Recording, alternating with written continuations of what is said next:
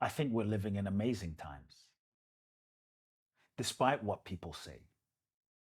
I believe we're living in a golden age of humanity. Right now, we live in a time on on planet Earth, where you can pick up a thing called a cell phone, click a button, and your food shows up in 20 seconds. You can order a couch, a car on this thing, and it shows up. You have the world at your fingertips. So I think in so many ways, you can call up, your mother or father in Africa right now, or your friend in Iceland, and be this close. So I think in many ways, we're living in amazing times. Sure, the world isn't perfect. There are wars, but there've always been wars. The challenge now is because we have so many streams of communication and news channels, we are much more aware about all the wars that are going on, whereas before we weren't aware about all the wars that were going on, but were always going on. Many wars were always going on. We just weren't aware because we didn't have access to technology and the news to tell us about the wars that were going on. And the challenge is this: news and media don't have any interest in you being empowered. News and media don't have any interest in you being free. News and media don't have any interest in you knowing who you truly are. In fact, we're constantly being conditioned to live in fear. We're constantly being bombarded and programmed by the news channels to all of the terrible things that are going on planet Earth. All the people are dying, all the terrible things. So how can we not be pessimistic? We're being conditioned and brainwashed and hypnotized and seduced to be pessimistic and live in fear, because fear is a low vibration. And when you live in a low vibration, not only does your immune system go lower, but you feel terrible, you feel unresourceful, you feel helpless, and then you want to give up. And when you live in fear, then you're not thinking correctly in your brain. You can be easily manipulated and controlled. So we have to wake up out of the matrix, because we're living in a matrix right now. And we're living in a matrix where we're being sort of programmed and brainwashed and conditioned by the news, by the media, by advertising to live in fear. Because the more we can be in fear, the more we can be controlled. So you and I have to decide, are we going to truly be masters of our own reality? Or are we going to be slaves and puppets and pawns by media channels, by advertisers that want to disconnect you from who you are? Because when you're not connected with who you truly are as a divine being, as a child of God, as something that is infinite, as a soul, when you are not connected with your true essence, you can easily be controlled and manipulated. But when you know who you are, you're free. When you know who you are, you're powerful. When you know who you are, you have choice. When you know who you are, you're sovereign. When you know who you are, you don't live in fear, because you also know you're not just this body, that you're a soul, right? And so I think, yes, it's easy to watch the news and watch the brainwashing channels of media and advertising that have no interest in your empowerment, no interest in your enlightenment, no interest in your awakening. Because when you believe that you are just limited, when you believe you are just unworthy and not enough, when you believe you are separate from others, then it's easy to sell you like, hey, you're not enough, so wear this underwear and he's gonna love you. You're not enough, so you buy that car and go into debt and get even more into the matrix, so that other people will love you and think more highly of you. And so when you're believing in your limitation, then you can be controlled. You can be sold a bunch of products and goods and things that you don't even need for $99. And that's how the world spins. So we have to realize that we live in a matrix of conditioning that is being programmed by parents, financial institutions, religion, educational institutions called schools, which are really brainwashing our children to believe in their own limitation, and we have to wake up. We live in a matrix of conditioning. We have to wake up out of the matrix and remember who we are. When we remember who we are, we're free. And when we're free to create our own reality. Pessimistic. Well, do you ever see a news channel come on the news. A news anchor says, welcome to the news today. Today I'm going to tell you all of the incredible, amazing things that have happened in the world. I'm going to tell you all of the amazing blessings that God has bestowed upon the planet. You never hear that. Today, 100 million babies were born. Today, how many planes landed safely today?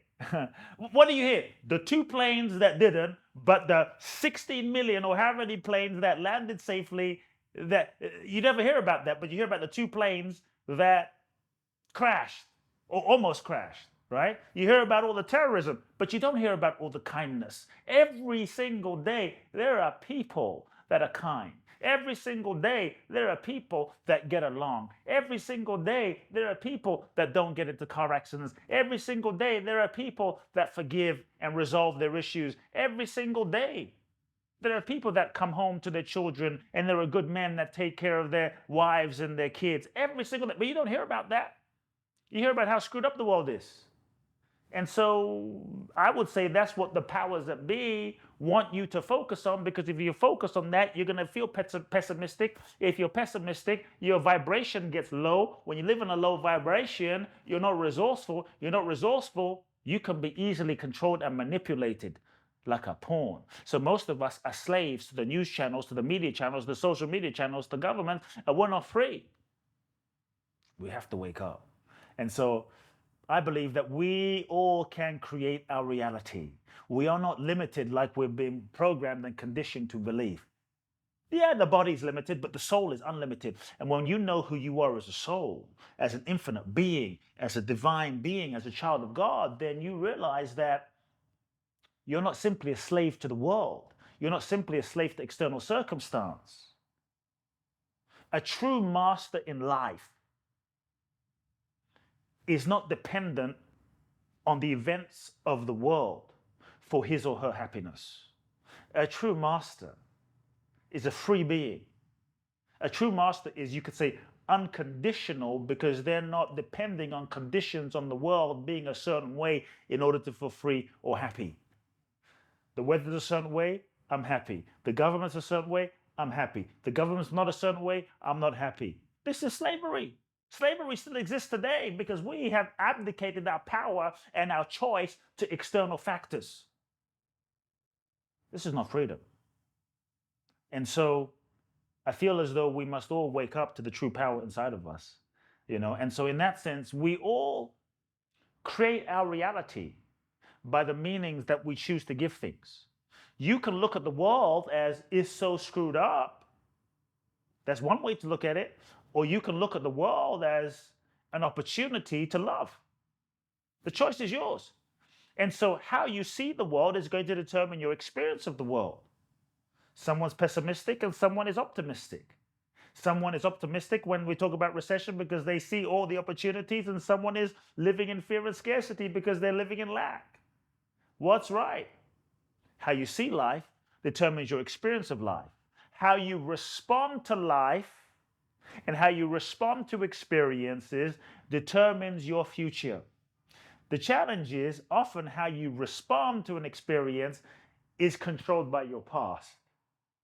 And if you're controlled by and the degree to which you're controlled by your past is the degree to which you're not truly free. And if you're controlled by your past, and that's going to determine how you respond to your experiences in the moment, you'll just recreate your past in your future over and over and over and over and over and over and over again. So many times we think we have free will, but we don't. We're being run and controlled by past conditioning, past perception, our childhood, our parents, our ancestors, our grandparents, things that happened to us. And so when I look at the world, I'm excited. When I look at the world, I feel possibility. When I look at the world, I feel hope. When I look at the world is a beautiful place, not because it's perfect. The world is an amazing place. Life is free. Like, if you think about it, life is free. You were born, you didn't pay to be here. You didn't pay like a entrance fee. God said you're going to pay $1 million to go down on planet Earth. It's free. It's free. Life is free. So if life is free, that means anything above just being born is actually a bonus. Life doesn't owe you anything. God doesn't owe you anything. You know, your parents don't owe you anything. It's free.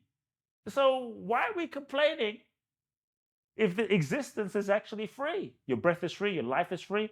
Everything above being born is really a bonus more than anything. It's like if someone gave you a car for free, that is a decent car, a nice car, and here you are complaining, it doesn't have this. The dude gave you the car for free. Why are you complaining? You got a free car. It's a beautiful car.